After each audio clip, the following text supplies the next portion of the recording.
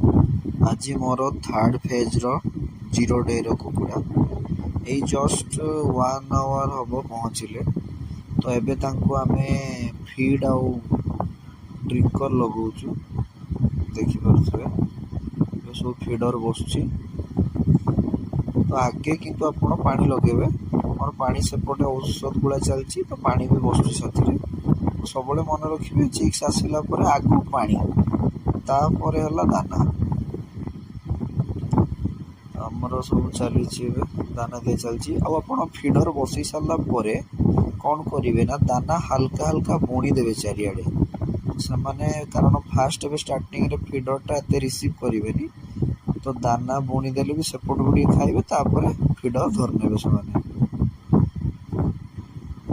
तो एमती रहा आमर आज दिन। तो डेली अपडेट मुझे देखी कौन हो केमती ना कौन सब